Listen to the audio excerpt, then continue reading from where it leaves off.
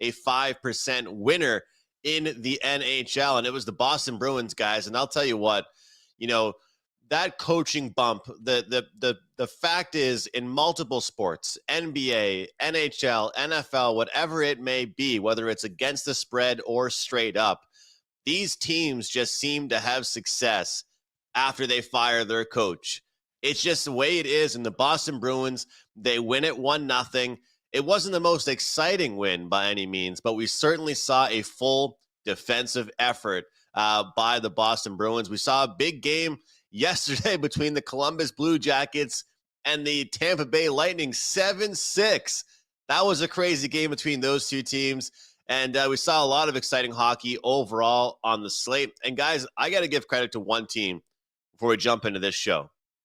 And I feel like it's one team that I haven't talked about enough on this show. The Minnesota Wild. The Minnesota Wild have been unbelievable, guys. I mean, I think they only have 3 losses on the year in regulation. They have been incredible. Their defense has been great. Both goaltenders have been good. I don't give out a ton of futures on this show. I think that we should all log into our sports books right now and just sprinkle a little small future bet on the Winnipeg Jets, on the Minnesota Wild, because them and teams like the Winnipeg Jets, Washington Capitals are playing such good hockey, but they're flying a bit under the radar. And you take a look right now, Dallas Stars 9-1, Avalanche 12-1, Golden Knights 18-1. The Minnesota Wild are 20-1 to win the Stanley Cup. That is a great, great number. So just wanted to mention that. Obviously, it's a slate where we just have 2 games to go over. Carmine should be here with us, guys, in a few minutes. I heard he's getting his eyebrows done. That's what he told me earlier. He had an appointment this morning. The haircut, he didn't really need that, but the eyebrows, he's working on those. But again, Winnipeg, Pittsburgh, Buffalo, Anaheim. And Carm, you were right there with me on the the Boston coaching bump as well. And overall, it just seems to always work well for some of these teams. But any takeaways from you on last night's slate? And what are your thoughts on what I was just saying there? I'm not sure if you heard. Minnesota, 20-1 to win the Stanley Cup. What the hell does this team have to do to get any respect in the betting markets? Look, I don't find myself betting on this team enough, which is why I'm announcing it to everybody that watches our show every single day that I'm hopping on this Wild bandwagon with Terry Edelman because they are a good hockey team and they have been very consistent this season. How are you, Carm? I'm good. I'm not really sure what happened there. My camera completely shut down on me, but everything seems to be working. I think you guys can hear me okay. Thankfully, yeah, Andrew, some pretty good games last night. Even the ones I didn't have action on, I was watching, and it was a great slate of action. It kind of sucks that there's only a couple of games tonight, but kudos to you on the Boston Bruins.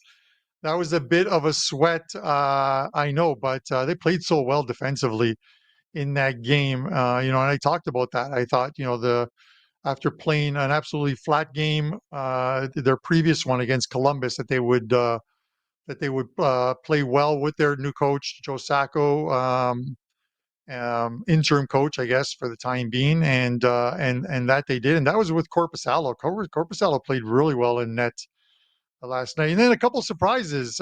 Some guy in chat yesterday asked me what I thought about the Columbus game. I'm like, I'm not touching it because Columbus seems to play well against good teams at home. And lo and behold, what was it, 13 goals in that game, 7-6 final? It was before you could blink, it was 3-0 Tampa. And then it was all of a sudden it's 4-3 Columbus. And it was just a seesaw battle. Probably great for in-game bettors, but not so much for a fan of either team. Blowing those leads, Andrew. But Winnipeg, Pittsburgh today, Buffalo, Anaheim in the late one. And of course, as you mentioned, you're going to have your props. I'm going to have a 6-60. If we can one better last week, we'll have a perfect 6-0, 6-60, 5-1 last week. I'd be perfectly happy with another 5-1 week. What do you think? I mean, the pressure's on you now. You've set the standard. You've set the standard now. You've set the bar of what it is, what it has to be with these 6. That's the problem. You have a 5-1 week, Carm. Nobody's going to want any less. Yeah. That's the bar now at this point. And that's a heavy bar to set. you might as well go to the bar and have a few drinks because it's a first look. So like the betting numbers aren't even out yet, but based on what I think the projected lines will be, I hope I've got a decent card. And it's just a look ahead card. Like I said, there's 6 games that we'll look at for a Saturday's card that I'll look at for Saturday's card. A couple of them might make my client plays, or none of them might make my client plays. So, don't be surprised if, the 6 and 60 goes 4 and 2 and none of them were client plays. This is just a first look. And then I look at them with fresh eyes later on in the day when the betting numbers come out. The betting numbers are probably the most important thing you should think about when you're putting together any of your cards or your action for that day or or the coming days and weekends, Andrew. But Winnipeg Jets minus 160, the Pittsburgh Penguins plus 135 at home. Totals here a little surprising. This total is 6.5, shaded to the under 15. And Andrew, I say it's a bit of a surprise because I just wouldn't think that this is a game in which we're going to see a lot of goals. Winnipeg's a very good team. Pittsburgh is struggling right now, and this is the first of a back-to-back for Pittsburgh. They have the Utah Hockey Club coming in tomorrow. And I always go back to the same thing: is if a team is struggling, the best way to get out of a slump is to revert to defense first, offense second. Is Pittsburgh even capable of defense first, offense second type of scenario? I'm not sure, but the Winnipeg Jets might be the right one for them, coming off of that win at home against Florida, where they got some rapid revenge over them. Now hitting the road to take on Pittsburgh. It's one I don't want to lay the number on Winnipeg because it's minus 116. You just listen. This Jets team deserves to be favored, but 160 is probably a little bit out of my price range for this one. I do like the under in this game. I'm going to take under 6.5. Lay the 15 cents vig in this one. It's a line I think is likely should have been 6. So because I'm getting 6.5, I'm more than happy to take the under in this one. What are your thoughts, Andrew? My thoughts are it's tough to take an under in any Pittsburgh game. So I tip my cap to you for taking an under in a Pittsburgh game. They have had some unders, don't get me wrong. And it is Freaky Friday. And we've seen a lot of weird things been happening lately on Fridays in the NHL, kind of like getaway day, as I always say, in the NHL, that kind of equivalent to the MLB. Saturday's the big day. And for some reason, I've noticed Winnipeg's always been giving these Friday games as of late. But when I look at some of the victories that Winnipeg's had lately, I find myself asking myself, where's the letdown spot going to be? Right. And we looked at that rapid revenge spot for Winnipeg against Florida. They lose to Florida and they say, you know what? It's all right. We're going to go home. We're going to get the job done 6-3 and bounce back against them. Right. And they did that. So when I look at this matchup against Pittsburgh, I just don't really see this Winnipeg team at this point as a team that has a letdown game, a team that, sees they're playing a lesser quality opponent and doesn't show up. You look at some of the games they've played against good teams, bad teams, against the Red Wings, 6-2, against Utah, 3-0, the Blue Jackets, 6-2. No matter who they're playing, they're putting up goals and they're finding ways to win. And I have noticed against non-playoff teams, they're actually being involved in higher scoring games versus more of playoff teams. Carm, it might be a little predictable for me with this one, but I'm going to go with the team total over for Winnipeg. Not sure if it'll make my betting card or not, but I do think they reached that magic number of 4. The funny thing is, though, when you look at it and you count it up, they have, I think, 16 wins on the season. In, I think, 9 games, they've hit the team total. So it's kind of interesting to see this team. They have found ways to win low-scoring and high-scoring games right now, but one thing about Pittsburgh is that they lack depth. And, Carm, I'm sure you'd agree with me. I don't want to keep venting about how it makes me mad that this Pittsburgh team is the way it is and Crosby's career is going to just fizzle out like this. It's horrible. But the fact is they lack depth. And we talked about it a couple of times before, but What's your takeaway with them trading away Lars Eller? Like, is that because he was actually scoring goals for them this year? Does that mean they're going to try and pick somebody else up and create cap space, or what are they doing? Getting ready for next year already? I don't know what the deal is right now with this Pittsburgh team. I really don't. They blow a lead against the Sharks and then they win in shootouts. They find ways to make everything difficult, it seems. Yeah, I'm not entirely sure what the game plan is in Pittsburgh. I wish I would listen. I wish I knew. I think that it is one that they wait till the turn of the year.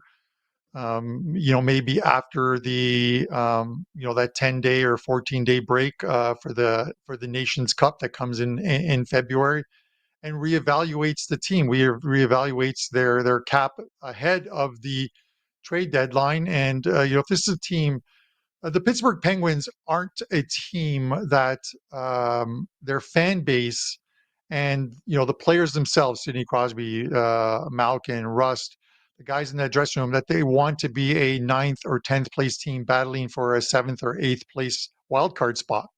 They're a team that wants to be top three in their division, but they don't have that makeup for this team, unfortunately, and that falls on prior GMs and the current GM Kyle Dubas, although he's not responsible for some of those contracts that were there beforehand. So it's one that after that the Four Nations Cup, if this team is mired in ninth or 10th, they become a seller. They become a seller at the trade deadline. Who's going to move though?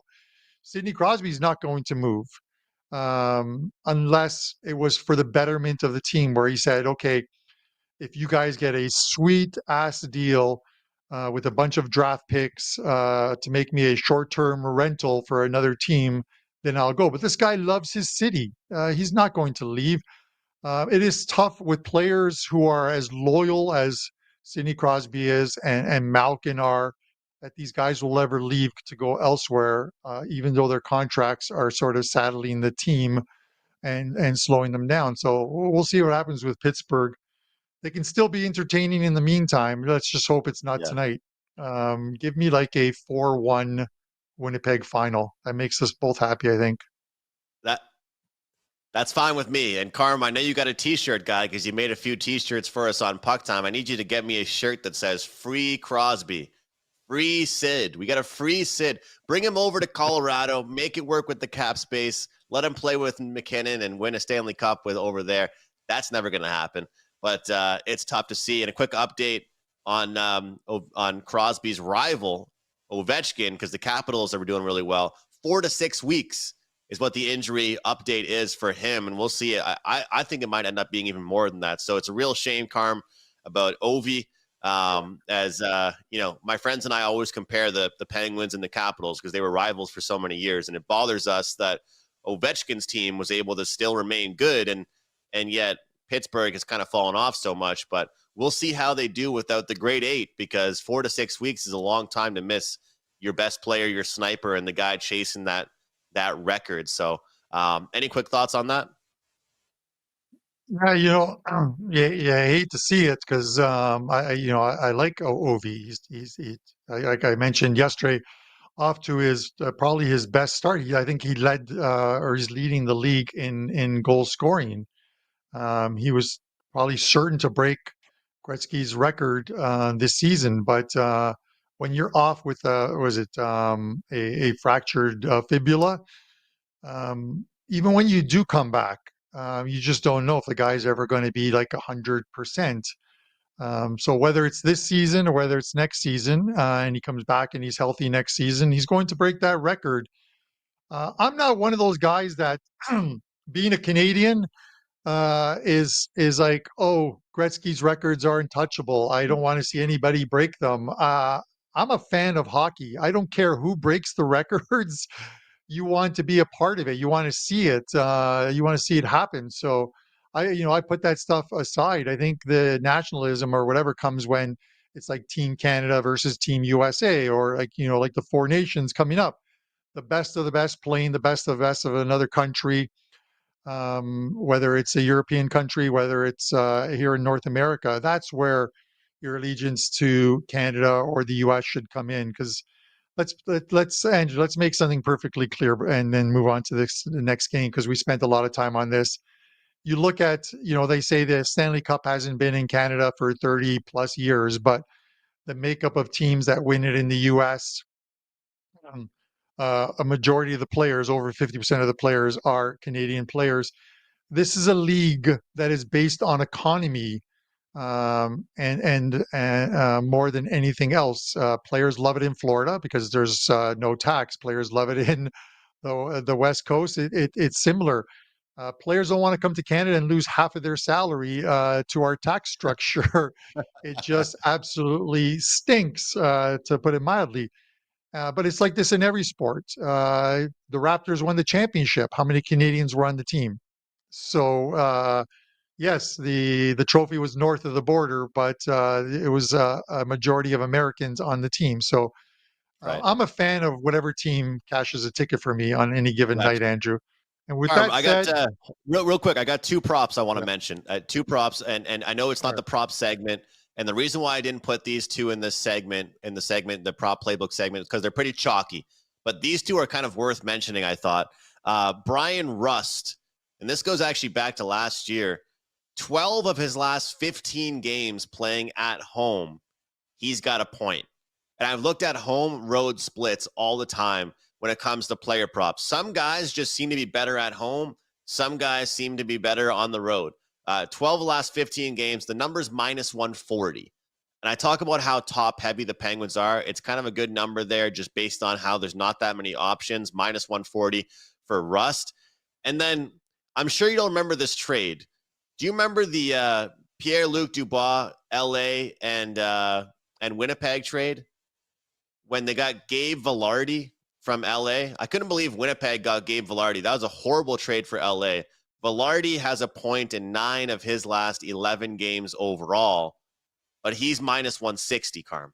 So that's why I didn't put it on the prop playbook segment, but those are two guys worth mentioning for tonight that are playing extremely well, kind of red hot with their streaks. Sorry to jump in, but I just wanted to mention those two guys. It's all good. It's funny because I'm going to have a player prop in this next game that I'm laying a little bit of vig with, but it's one that I like it. So we've got the Sabres minus 150, Anaheim plus 130. Sabres get a win in LA, winning that game 1-0. The return of Pekka Luukkonen was back in the lineup. Sabres played a very good game. There wasn't much, if any, open ice in that game, Andrew.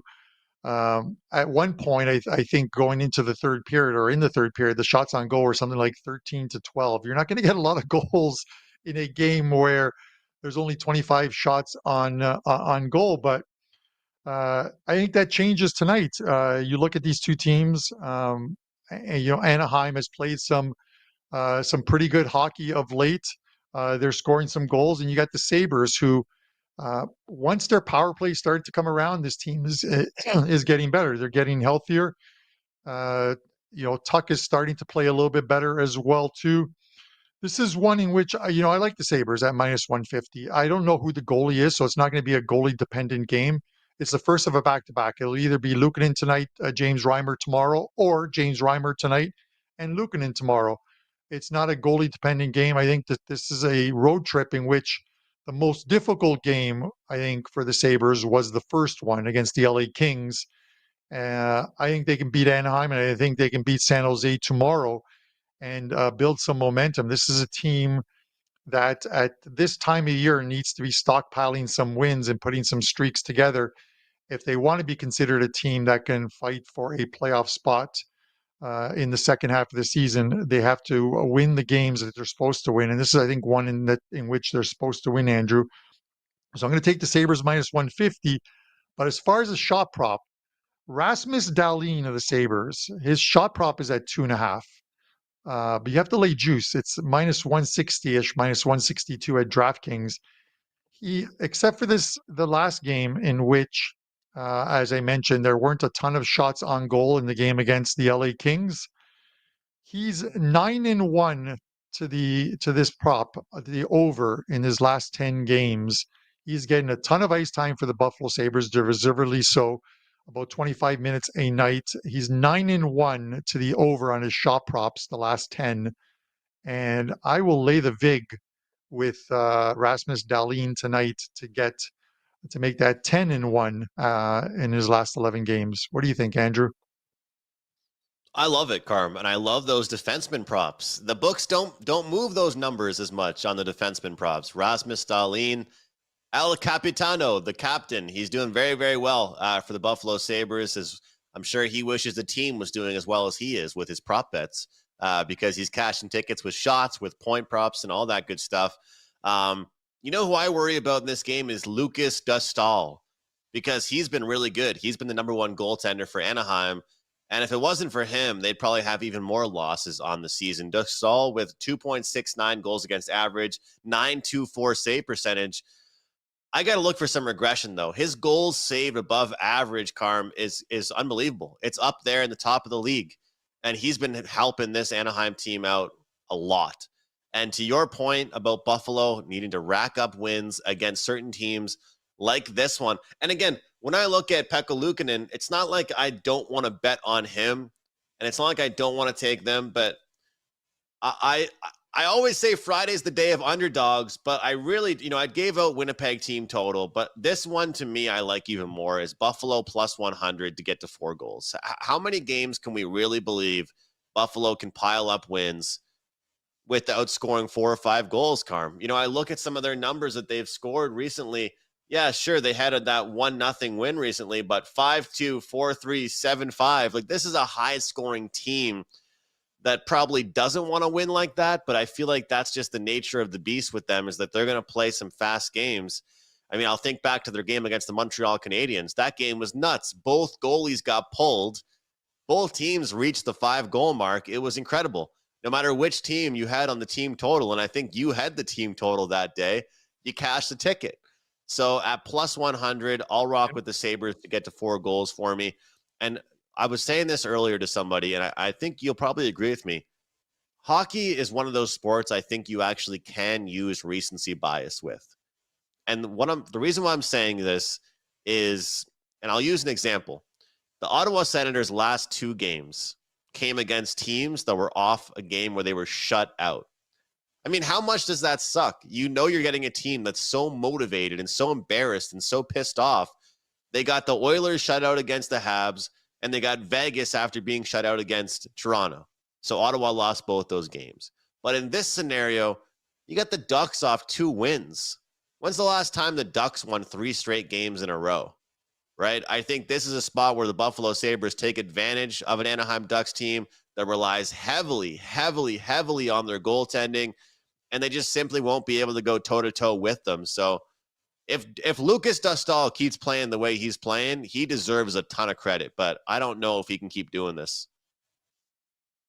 Yeah, he's taken over the number 1 spot for John Gibson, and there's obviously talk that maybe this is the year that they finally move Gibson. It feels like on PuckTime for the last 4 years, we've talked at the trade deadline of who's going to get John Gibson.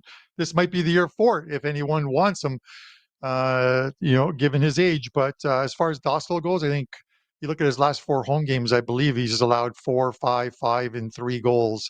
So despite them winning games, they're also allowing goals. So we'll see what this game brings with it tonight. But final fact on the Sabres, and then we'll get to your props segment, and then the 6 and 60, Andrew, is the fact that when I talk about the Sabres having to accumulate wins, this is a Sabres team that normally in October and November bury themselves, and they just can't overcome it in the second half of the season.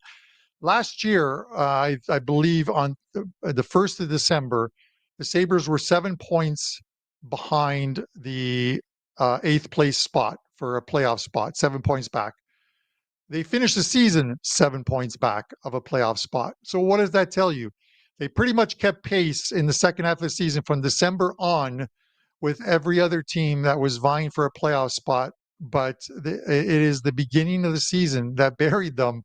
And this is why games like this, they won 5 of 7, and they need to beat Anaheim. They need to beat San Jose. These are non-conference games in which you need to pick up the points and stockpile them for that second half of the season. But with that said, Andrew, let's get into the props. You got it, some for us. Let us know what we're betting on tonight in the prop market. Carm, I chose two props in the Buffalo and Anaheim game. Before I jump into those props, I just want to remind people for one last time about that promo code WEEK69. A week of all my plays for $69. We cashed a 5% play yesterday. That play was up for sale for $35. All right, 2 5% plays. You pay off this special. A lot of you guys joined me yesterday on that deal. Instead of buying that 5%, we're off to a 2-0 start. Yesterday, we hit a 2%. We hit the 5% play. And I love Saturday's board in the NHL. I also like some plays in the NFL on Sunday. So take advantage. Week 6-9. Get 7 days. All my favorite plays across every sport for $69 over there at WagerTalk. And again, you guys know I'm tweeting out free picks. I'm posting free plays on TikTok, on Instagram. But all my best bets are the ones that go out to clients. All right, Carm. Buffalo and Anaheim. Obviously, two teams that aren't too high in the standings, but I still feel like you can make money from a player prop perspective with them. And I think the big thing is that you look at teams that are kind of the best of the best, the most elite teams. It means they have depth. I actually find those teams harder to predict sometimes as far as their props are concerned. You want to know a good example? Matthew Tkachuk only has a couple goals on the season, and yet Florida Panthers are dominant to start the year. Number one in the Atlantic Division, yet one of their better players isn't even having a good season. Well, that's not the case for these teams. If their better players don't play well, then that means their team doesn't play well. Let's start things off with Dylan Cousins from the Buffalo Sabres, a player that I think is really strong, and he'd get more credit if he played for a different team. We're going to go with him to record a point. This is a matchup play because for whatever reason it may be, guys, Buffalo, or when Dylan Cousins with Buffalo always plays well against Anaheim. They aren't even in the same conference. As Carm mentioned on PuckTime, you want to stack up wins against non-conference opponents. And Buffalo seems to do well against Anaheim, and Dylan Cousins seems to do well against Anaheim. 4 straight games for him against Anaheim. 5 of his last 6 meetings against Anaheim, he has a point. And another guy we'll go to, and this isn't a matchup bet. This is just a red-hot bet here. Alex Killorn from the Anaheim Ducks to get a point. We're going to take Killorn to get us a point at plus money. Alex Killorn is a power forward for the Anaheim Ducks. He's a guy that is not going to score the fanciest goals, not going to score the highlight reel goals, but he's more of a leader on this team. And you're going to get a really good plus price. And the number that I got is plus 110. So you guys can lock that in. Killorn to get a point. 4 straight games for him. He's gotten a point. He's done a lot better for them when they've played at home, especially. And he's someone that I think is going to have a good night tonight for the Anaheim Ducks. So 2 player props on 2 teams that I'm probably not watching many of their games. I'm probably not involved betting in a lot of their games, but I think it's 2 teams, guys. Don't forget to bet player props on teams like this. Everybody wants to bet player props on Colorado. People want to bet player props on the best teams in the league, on the Floridas, the Winnipegs. But don't forget about these lesser teams because they also have value in the player prop market. Over to you, Carm, for any thoughts, any rebuttals on those plays. No, I like them all. I like them both. We'll see how it goes. It's a short card tonight, so we're hoping we can find some plays for you guys on the show that will hit. Some of these don't make our client cards, but we do want to give you some type of content or some idea of what our line of thinking is when we're trying to come up with plays, and then allow you guys to evaluate. And maybe it changes your mind, or maybe it gets you on a play that you wouldn't have thought about originally taking. So, take every little bit of tidbit of information and do with it as you please, which takes us to the 6 and 60 now. I'm going to give you a few little tidbits. I'm going to try and get it done in 60 seconds. Joe Ranieri last week started the clock well before I was even ready for it. God only knows what producer Dan's going to do here. But Dan, anytime you're ready, fire up that clock. There we go. Florida and Colorado. Warning signs for Florida after a loss in Chicago. No, I think they get the win here. They usually get up for good teams at home, and Colorado is a good team. Give me Florida money line. Columbus and Carolina. I'm going to take the over. Blue Jackets play tough teams home at well and score goals. 7-2 to the over at home for Columbus this season. Take the over. Ottawa and Vancouver. Vancouver money line. Hard to say a team has looked good in losing 2 games, but Vancouver really has. And they've won the last 4 games against the Sens over the last 2 seasons. Vancouver money line. Pittsburgh and Utah, 2 struggling teams. Usually defense reigns supreme to get out of a slump. Give me the under in that one. Washington and New Jersey. The road team reigns supreme in this one, having won 7 of the last 8 games. Washington did beat them 6-5 in New Jersey earlier this season. Give me the Devils money line. And then finally, Sabres and Sharks, second of a back-to-back, but the Sabres winners of 7 of their last 8 prior to the Friday night game in Anaheim. Give me the Sabres money line over the Sharks. That's your 6 in 60. Almost. I think you got it. I almost I think got you there. got it. I think you got it that I time, didn't hear. Carm. Well done. Well done. I You didn't hear got the it. bell from or the gong from Dan, our producer, but we shall see what happens. There were no So boos. maybe we There were rename no it. boos. No booze either. Yeah, he couldn't find the boo button. So, and because of that, I am going to take the Eagles this weekend for him. So, uh, oh God, please don't, he says. Fly, Eagles, fly. I'm not going to do the song. Oh boy. Oh boy. Andrew, okay. With that said, Andrew, all right. So I've got one play up at WagerTalk right now in the NHL. Is a 4% best bet selection. You can get it over at wagertalkwt.buzz/CB. My college and NFL are going up shortly once this show is done, as well as some European football. The international break is over. We finished on a tremendous run over the last 7 or 8 days in soccer, picking up almost 20 units of profit. Let's see if we can keep that going. My show free play is going to be the Rasmus Dahlin over 2.5 shots on goal -162. 9-1 to his shot props the last 10 games for Rasmus Dahlin. Let's see if he can do it once again tonight in Anaheim, a team that does allow a lot of shots on goal. Andrew, what do you got up for your clients at WagerTalk? And give us a show best bet and close this out. Karma, I'm not sure if I'm getting to the window tonight in the NHL. You guys heard my opinions. You heard a few props that I like for tonight, but I've got one NBA team total play that I'm looking at, and I'm very low volume across the board in the association, but it's a good night to get involved in the NBA, so you guys can grab that, but also get ready for a jam-packed Saturday slate. I'll have the Every Game on the Board podcast out early morning Saturday.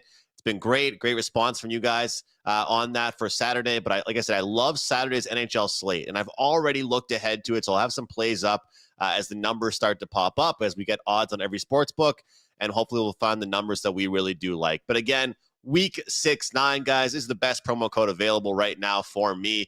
Take advantage. Get my NFL, get my NHL, get my NBA, get anything that I'm releasing to clients for 1 week for $69. WT.buzz/AM. And guys, that promo code, although he didn't mention it, works for Carmine too. It works for Carm too. So make sure, take advantage of that for Carm. He's busy this weekend across all sports. My best bet, though, we're going to go up and over 3.5 goals for Winnipeg. You got to ride the hot hand. This team, no letdown spots for them. This is a team that's just finding a way to get the job done. They're scoring goals, and Pittsburgh's defense, I simply do not trust. All right, that will do it for Puck Time for this week. We will see all of you guys on Monday. Hope you all have a very profitable and successful betting weekend. All the best. We'll see you next time right here on Puck Time.